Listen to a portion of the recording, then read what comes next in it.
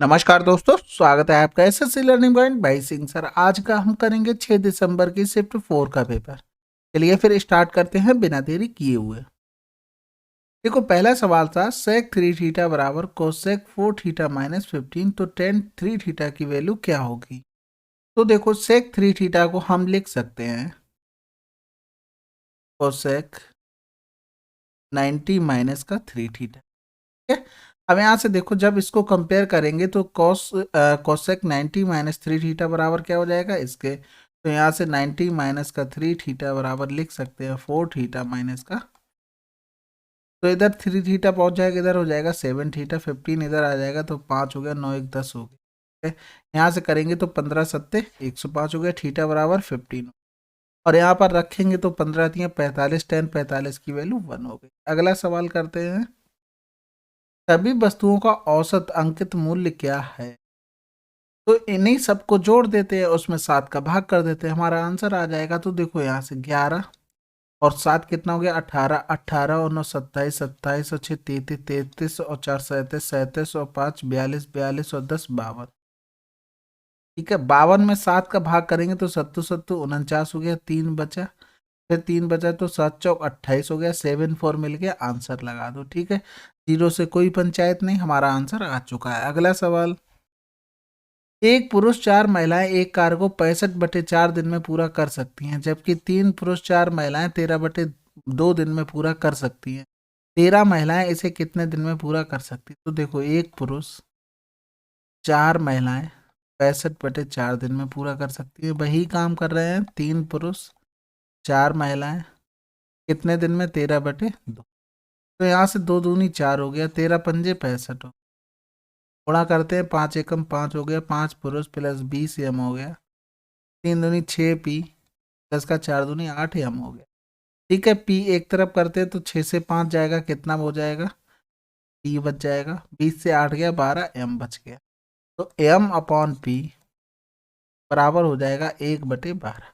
Efficiency आ गई। अब यहाँ से देखो वर्क निकाल लेते हैं, तो एक पुरुष था, इफिशियंसी 12, 4 एम यानी कि इफिशियंसी 1, तो गुणे में 65/4, ये आ गया टोटल वर्क।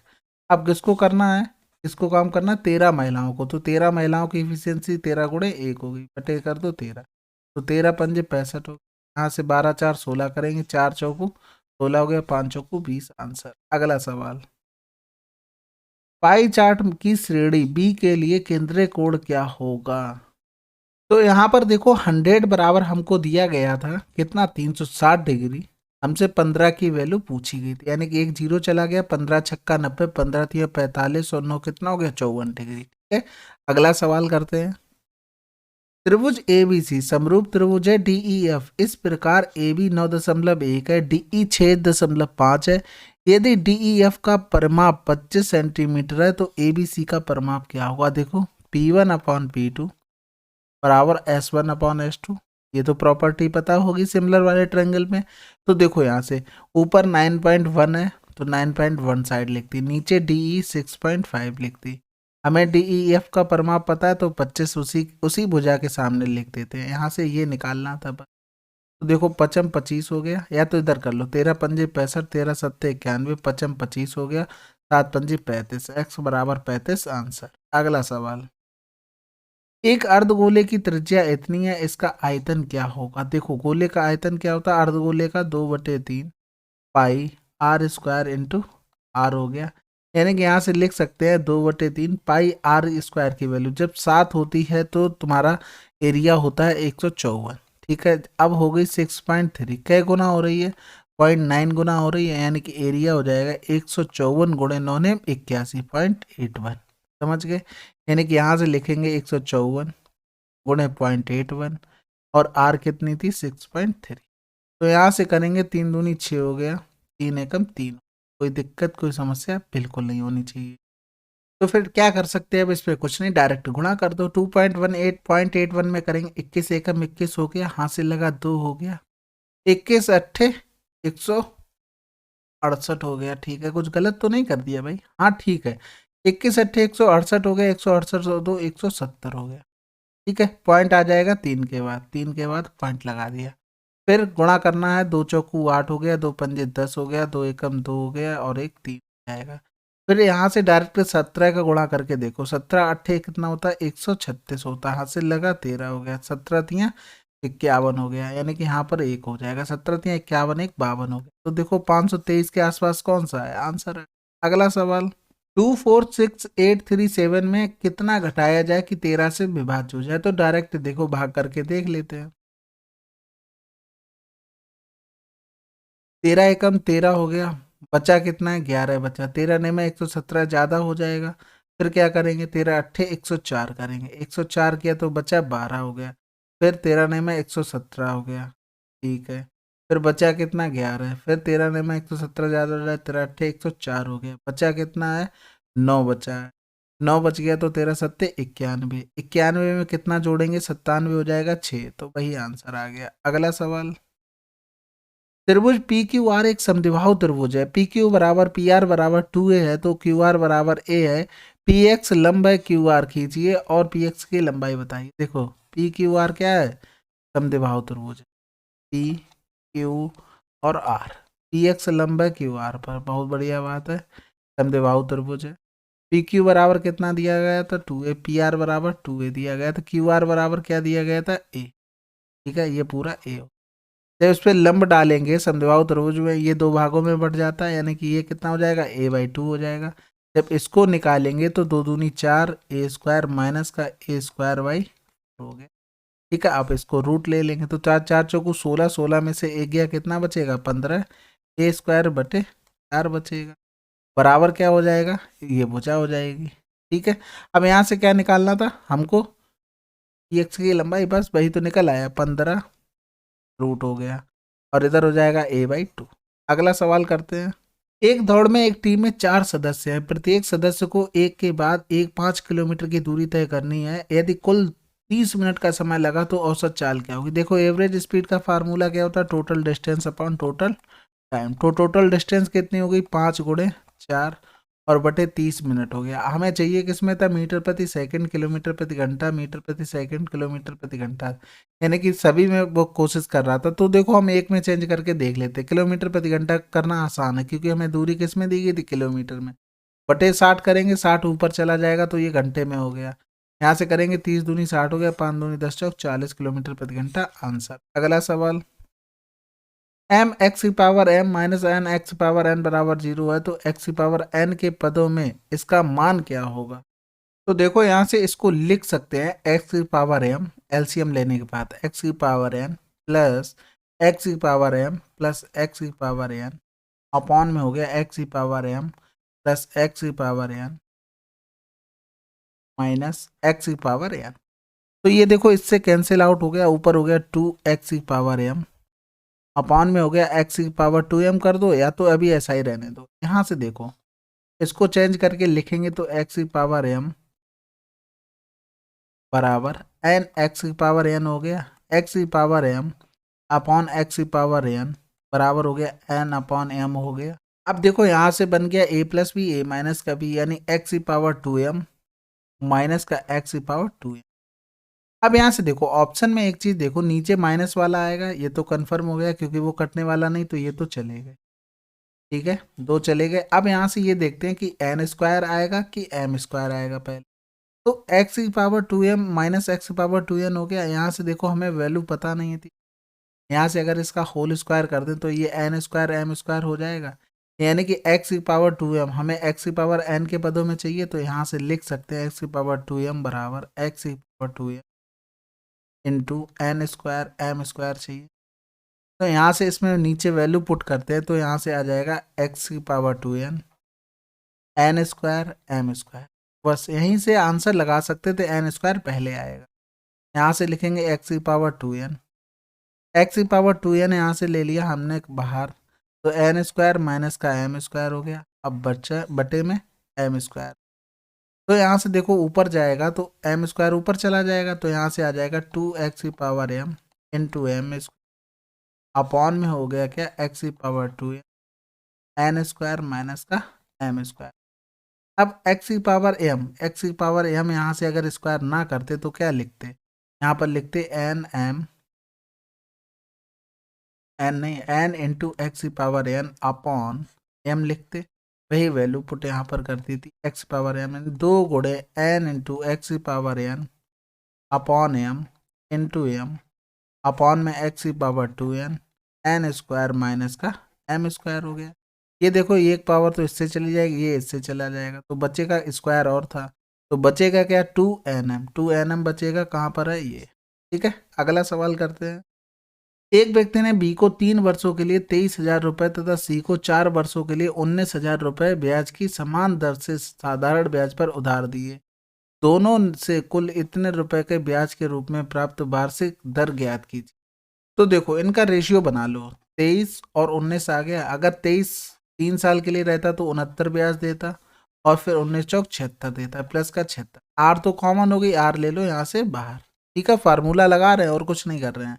9 6 15 की 5 हो गया, हाथ से लगा 1 हो गया, 7 7 14 हो गया, 145। आर बराबर हो गया 3625। यहाँ से आर निकालेंगे तो 36 2 5 बटे 145। यहाँ से करेंगे तो 5 दूनी 10, 5 ने 45 हो गया, 5 सत्ते 35 हो गया, बचा कितना, एक बचा है, तो 5 दूनी 10 हो गया, 5 पचम 25 हो गया। अब यहाँ से देखो 9 में किसका गुणा करें कि 5 मिल जाए, 5 का करना पड़ेगा, यानी कि यहाँ से अगर 15 आ रहा तो 15 ने में 135 हो गया, हासिल लगा 13, 15 दूनी 30 और 13 नहीं पहुंचेंगे वहां तक, 3 से होगा नहीं, यानी कि आंसर आ गया 25। 25 ने में 225, 25 दूनी 50 और 22 72, आंसर आ गया। अगला सवाल करते हैं। 2015 और 16 की तुलना में 2016 और 17 के दौरान आयात में प्रतिशत वृद्धि क्या है। आयात ये है, देखो यहाँ से वृद्धि, यानी कि 1200 माइनस 738 अपॉन हो गया 73 इंटू हो जाएगा, तो यहाँ से घटाएंगे तो देखो 1200 से पूरा 700 घटा दो, बचा कितना 500। अब 500 से 38 और करना कम करना पड़ेगा, यानी कि 462 बटे हो गया 738, गुणे कर देंगे। अब दशमलव के दो स्थानों तक सही निकालना था, चलो भाग करते हैं। यहाँ से करेंगे, 4 से तो कटेगा नहीं, 2 दूनी 4, 2 3 6, 2 एकम 2 गए, 2 3 6 हो गया, एक बचा, 2 छक्के 12, एक बचा, 2 में 18 आ गया, 3 2 5 1 6, यानी कि अभी 3 से कट जाएगा, 3 सत्ते 21 हो गया, फिर 3 सत्ते 21 हो गया, यहाँ से करेंगे 3 एकम 3 का 9 हो गया। तो देखो 123 से डायरेक्ट भाग कर दो 77, तो देखो 12 3 36, ऑप्शन लिया करो, 6 6 6 3, यानी कि 12 छंग 72 चला जाएगा, तो 6 3 18 हो गया, 12 छंग 72 एक 33, 10 से 8 गया 2, 6 से 3 गया 3 हो गया, उतारा लिया जी।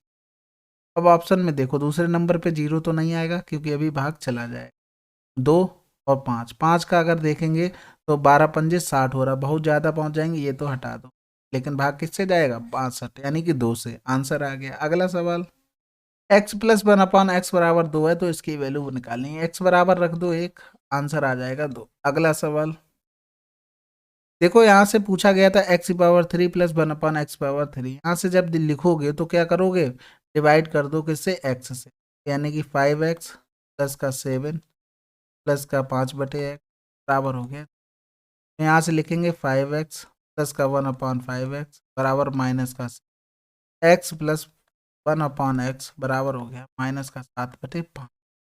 तो यहाँ से देखो क्या हो जाएगा, ए क्यू माइनस का 3 हो जाएगा, यानी कि 7/5 माइनस का है का होल क्यूब माइनस का 3a, यानी कि 7/5 और प्लस हो जाएगा। ठीक है, कोई दिक्कत कोई समस्या नहीं। 7 का क्यूब 343 होता है, 5 का क्यूब 125 प्लस का 21/5 हो गया, यानी कि यहाँ पर भी 125 बनाने के लिए हमें 25 का गुणा करना पड़ेगा, इसमें भी 25। ठीक है, ये माइनस का था, ये प्लस का था, तो यहाँ से 125 आ गया, माइनस का 343 हो गया, प्लस का 25 एकम 25 हो गया, हाथ से लगा तो 25 दूनी 50 हो तो 52 हो। अब घटाएंगे तो 5 से 3 गया 2, और फिर बचा कितना 2, 12 से 4 गया 8 बचा, फिर 4 से 3 गया 1 बचा, अपॉन 125, आंसर आ गया। अगला सवाल, रोहन ने 55,000 का सामान अंकित को 15% व्यापारिक छूट पर बेचा, अंकित ने रोहन को कितना पैसा दिया। देखो 55,000 का सामान 15% छूट पर बेचा, यानी कि 85 पे बेचा, तो यहाँ से जीरो काट दो, यहाँ से करेंगे देखो 11 पन्ना 55 लिख सकते हैं, 55 25 हो गया, 5 अट्ठे 40 तो 42 हो, थोड़ा 11 करेंगे तो ये आ जाएगा 5 7 6 4, अगला सवाल करते हैं। 0 की कोई वैल्यू नहीं होती है जब तक ऑप्शन में नंबर सेम ना हो। वृत्त की किसी दिए गए स्पर्श रेखा के समांतर रेखाओं की संख्या कितनी होती है? केवल एक होती है। हाँ देखो, ये एक स्पर्श रेखा खींच दी, इसके अलावा केवल एक स्पर्श रेखा खींच, वो सॉरी समांतर रेखा। अगला सवाल, रोहन ने अंग्रेजी में विज्ञान से दोगुने अंक प्राप्त किए। साइंस इंग्लिश दोगुने अंक प्राप्त किए। अंग्रेजी विज्ञान और गणित में उसके कुल अंक 126 हैं। यदि अंग्रेजी और गणित में उसके अंक इंग्लिश और मैथ में उसके 2 अनुपात है, तो अंग्रेजी में अंक क्या है? देखो दोनों में ये तो सेटिस्फाइड हो रखा है, तो कोई बात ही नहीं है। रेशियो हमारा सिंपल है। 3 2 5 1 6, 6 की वैल्यू दी थी 126, अंग्रेजी में चाहिए था 2 3 6 हो गया, 3 चौकू 12, 3 दूनी 6। अगला सवाल, किसी व्यक्ति के पास मौजूद उसकी कुल राशि का 20% खो जाने और शेष राशि का 85% खर्च करने के बाद 120 बचते। प्रारंभ में उसके पास राशि थी एक्स थी। 20% खो गया, 20 पंजे 100 यानी 4/5 बचा। 85% खर्च कर दिया, बचा कितना? 15%, बराबर हो गया 120। यहाँ से करेंगे 15 8 120, 4 दूनी 8 हो गया, 5 दूनी, आंसर आ गया। अगला सवाल, बिंदु एच से एक रेलगाड़ी 6:30 बजे अपराह्न पर के की ओर 90 किलोमीटर प्रति घंटा की चाल से चलना प्रारंभ करती। एक अन्य रेलगाड़ी 7:30 बजे अपराह्न के से बिंदु एच की ओर 72 किलोमीटर प्रति घंटा की चाल से चलना आरंभ करती है। दोनों रेलगाड़ियां बिंदु जे पर 11:30 अपराह्न पर मिलती हैं। एच जे और के जे की दूरी कितनी होगी? देखो रेलगाड़ी यहाँ से यहाँ जा रही है, यानी कि एच से के की ओर जा रही है 90 किलोमीटर प्रति घंटा की चाल से। 90 किलोमीटर प्रति घंटा की चाल से कै बजे? 7:30, ठीक है, 6:30 बजे। 7:30 बजे एक दूसरी चल रही है, वो के से एच की तरफ जा रही है और चाल क्या है उसकी? 72 किलोमीटर प्रति घंटा। यानी कि ये देखो 1 घंटा चल चुकी है ना, तब उसके बाद ये चली है, तो यानी कि ये तो 90 किलोमीटर यहाँ से दूरी तय कर चुकी। 1 घंटे में कितना तय करेगी? 90 किलोमीटर। अब यहाँ से देखो ये कहीं जे पर मिले हैं, जे पर मिले हैं तो कै बजे मिले? 11:30 बजे, यानी कि 7:30 बजे के बाद 11:30 बजाएंगे तो 7 4 11 यानी कि 4 घंटे लगेंगे। और उनकी चाल क्या होगी? दोनों एक दूसरे की तरफ चल रहे हैं, यानी कि चालें जुड़ जाएंगी, यानी कि 90 + 72 होगा। लेकिन ऐसा मत करो, यहाँ से क्या करो, 4 घंटे में इसने कितनी दूरी तय की होगी? 360 तय की होगी। इसने 4 घंटे में कितनी तय की होगी? 4 दूनी 8 हो गया, 4 सत्ते 28 हो गया। तो देखो यहाँ से टोटल दूरी इसने कितनी तय की? 0 हो गया, 9 6 15 1 5, यहाँ से लगा 1 4 हो गया, यहाँ से 288 हो। अब यहाँ से भाग करते हैं तो देखो 8 8 16 2 18, 9 पन्ना 45 हो गया, यहाँ से करेंगे 9 3 27, 9 दूनी 18 हो गया, 2 दूनी 4 2 पंजे 10 हो गया, यहाँ 16 हो गया, आंसर आ गया। अगला सवाल, सेक थीटा -2 कॉस थीटा बराबर इतना दिया गया था, तो इसकी वैल्यू हमें बतानी थी। यानी कि यहाँ से देखो अगर चेंज करते तो क्या लिख सकते थे? 1/सेक थीटा, यानी कि सेक स्क्वायर थीटा माइनस का 2 इंटू 1 हो जाएगा, क्योंकि 1 हो गया, तो 7/2 इंटू हो जाएगा। ठीक है, अब यहाँ से देखो 2 सेक स्क्वायर थीटा माइनस का 4 बराबर 7 सेक थीटा। यहाँ से लिख सकते हैं 2 सेक स्क्वायर थीटा माइनस का 7 सेक थीटा और माइनस का 4 बराबर 0। यहाँ से देखो 4 दूनी 8 हो रहा, 8 के ऐसे फैक्टर करो कि गुणा करने पर -8, जोड़ने या घटाने पर -7, यानी कि यहाँ से लिख सकते हैं तो -8 गुणे 1। देखो इसको अगर जोड़ते हैं तो -7 आएगा, इसको गुणा करते हैं तो -8 आ जाएगा। अब क्या करते हैं, ये लिख लिया, इनके साइन चेंज कर देते हैं, यानी कि जो माइनस का वो प्लस का हो जाएगा, प्लस वाला माइनस का हो जाएगा। फिर यहाँ से जो भी कॉफिशियंट होता है उसका भाग कर देते हैं, यानी कि 2 से भाग कर दिया, 2 चौकू 8 आ गया और एक माइनस का 1/2। तो आंसर देखो क्या दिया था? सेक थीटा की वैल्यू। ये दोनों सेक थीटा की वैल्यू हैं और ऑप्शन में 4 दिया था, तो 4 आंसर। ठीक है, बाकी अगर आप क्वाड्रेटिक किसी और तरीके से सॉल्व करते हैं तो उससे भी आंसर आ जाएगा। अगला सवाल, वर्ग का विकर्ण 8√2 सेंटीमीटर है। एक ऐसे वर्ग का विकर्ण ज्ञात कीजिए जिसका क्षेत्रफल पहले वर्ग के क्षेत्रफल का 2 गुना है। देखो 3 गुना है, तो देखो यहाँ से अगर हम एरिया निकालते तो 8√2 का होल स्क्वायर अपॉन 2 हो जाता, पहले वाले का हो जाता। डायरेक्ट निकालते हैं विकर्ण का स्क्वायर बटे 2, तो यहाँ से करेंगे स्क्वायर करेंगे 8 2 64 गुणे 2/2 हो गया, यानी कि पहले का कितना एरिया आ गया? 64 आ गया। अब ऐसे का निकालना जिसका इसका 3 गुना, तो ये ए स्क्वायर हो जाएगा, A1 स्क्वायर। यहाँ से अगर भुजा निकालेंगे तो A1 बराबर कितना हो जाएगा 8√3। हमको चाहिए √2 A1 चाहिए था, यानी कि √2 का इसमें भी गुणा कर देंगे तो आंसर आ गया। अगला सवाल, एक खेप का 3/4 8% के लाभ पर और से 4% की हानि पर बेच दिया गया था। यदि कुल मिलाकर 600 का लाभ हुआ तो खेप का मूल्य क्या होगा। देखो 3/4 यानी कि हम पूरी संख्या मान लेते हैं 3 4, तो 3/4 मतलब क्या हो गया 3 का 8% लाभ, और फिर यहाँ से हानि हो रही तो माइनस कर देंगे, बचा कितना 1 का 4% बराबर क्या हो गया 600।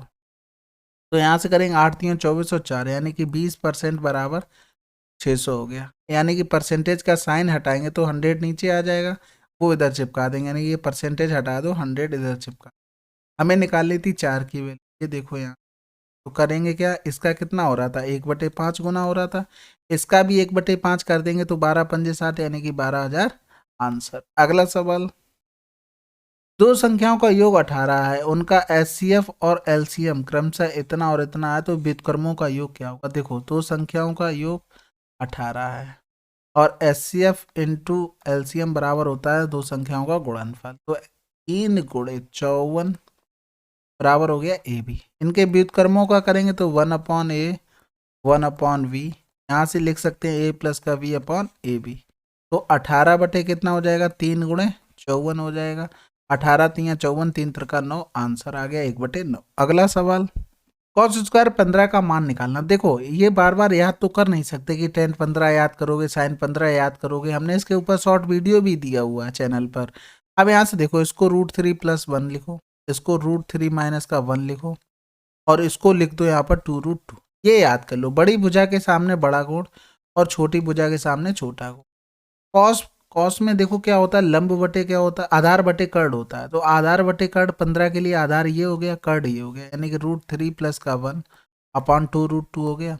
अब इसका होल स्क्वायर करना था तो 3 1 4 10 का 2√3 हो गया। यहाँ से करेंगे 2 दूनी 4 दूनी 8 हो गया, ऊपर से 2 कॉमन ले लेंगे तो 2 चौकू 8 हो गया, तो ऊपर बचा कितना 2 प्लस का √3/4, आंसर आ गया।